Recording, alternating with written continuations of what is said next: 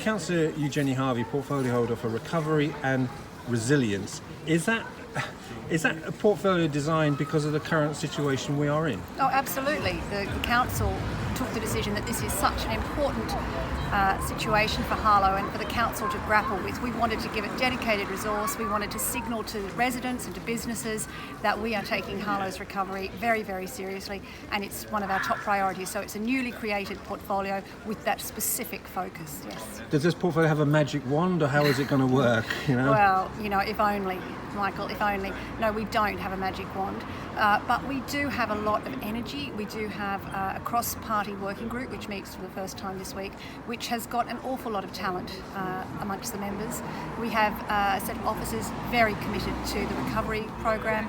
We know local businesses want to support us, the Chamber of Commerce. We know that Essex wants to support us, and our local MP. So we are very hopeful that in galvanising the energy and commitment to Harlow's recovery, we can do something really, really useful and spur on what is already in place, which is a very ambitious program for growth and expansion for Harlow.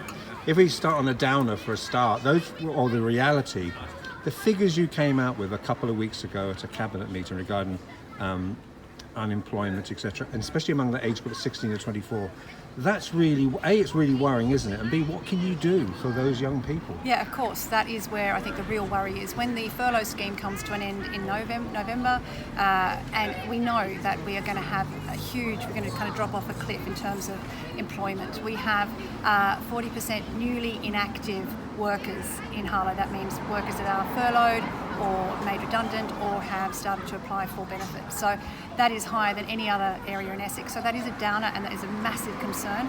But I can only say that being conscious and mindful and meeting that challenge and being aware of it and looking at what we can do to encourage local businesses to recruit locally, to offer apprenticeships, to take advantage of the government scheme which was announced for young people.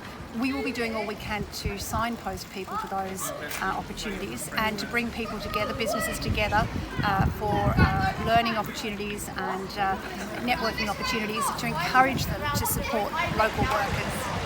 How do you know, I guess it may sound like a stupid question, how do you know this is going to work or not?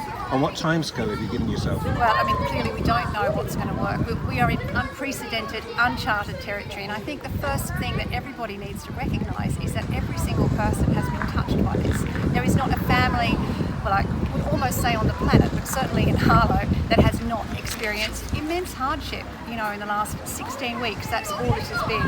So, frankly, we are in a traumatised environment where we are all coming to grips with the new reality. All I can say is we will get our heads down, or we have our heads down. We've given out £12 million in grants to local businesses in 16 weeks. We are not sitting on our hands waiting for a magic wand to appear or a magic solution. We are coming up with strategies and plans. We're diverting money that we had allocated, for example, to the carnival, to activities over the summer for children who've been out of school. As I said, we're convening meetings for local businesses. The working group will come up with a plan with the intention of a draft plan a final plan really being ready at the start of September, I beg your pardon. We're working with the Growth Board, which I think is a great opportunity. The Growth Board is drawing together a number of very exciting initiatives in Harlow Garden, Gilston Town, the hospital, the Science Park, a number of initiatives to say how do we position Harlow to take full advantage of these developments in light of the hardship that we know we're going to be facing, particularly regarding employment. You're right. What you're saying there is that Harlow does have all these key projects in the public health England, Junction 7A, Harlow, and the housing growth. But you're just a little district council. That sounds quite patronising. But have you got to really try and punch above your weight right now? Absolutely. We have to be realistic, and I want to manage people's expectations about what we can achieve. But what we are very good at Harlow is working in partnership. So we are working with local agencies, with Essex County Council, with government departments, with our MP. We recognise the limitations of a small district council, but we also have a lot of clout, and we have a lot of very good relations, and we will be working as hard as we can to make those Here at the new Ground Cafe in Newhall, a business just about getting going, COVID happening. So is this almost like a symbolic landscape that you want people from wherever you're in Harlow to encourage local business? Absolutely. I think if there's one thing that every person can do, it is keep your shopping pound in Harlow. It's a great temptation to get everything online, and we've all got quite used to that. And I'm not saying that we shouldn't do that, but where possible, support your local corner shop, support your local florist. Go and get your hair done, get your nails done. Go to Jamie's Baby Shop in Bush Fair and get your presents for your children's parties. Shop local. Every time you spend money in Harlow, you help a family in Harlow. You help children, you help other businesses. It has a huge knock-on effect. So if there's one thing I could say to people in the immediate, this time where we can get out and we can do things locally, please do, because it will make a difference.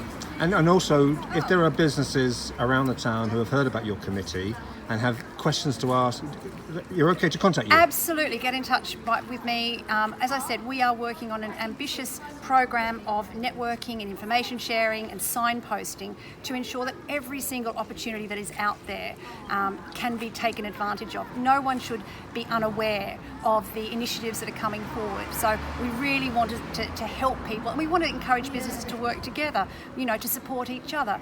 I'm hoping that the Hearts and Essex Farm can start to supply some of the fruit and vegetables to New Ground, for example. Those sorts of connections, and how do we celebrate those? We're talking about how we might create some kind of award scheme to recognise businesses that support the local economy, because that's what we really need, and we can all play a part in that. And just finally, you mentioned reward scheme. It may not be part of your portfolio of recovery and resilience, but at some stage in the future, when we're away from all this, we should recognise those people who have gone the extra mile across the town. Oh my goodness, I think what's been, this hasn't been an entirely bleak picture. I mean, obviously, where we've lost residents and family members and thousands of unnecessary deaths, of course that is the first and primary focus.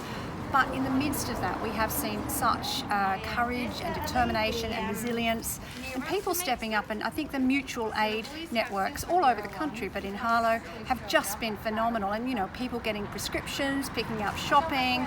It's been phenomenal. And also our voluntary sector. I think total massive shout out to the small organisations that have been supporting niche groups that we may not know about or we may not be able to get to without the voluntary sector. And lastly, I want to say to schools and teachers, my little boy went back to school last week, he's 9, first time in 4 months.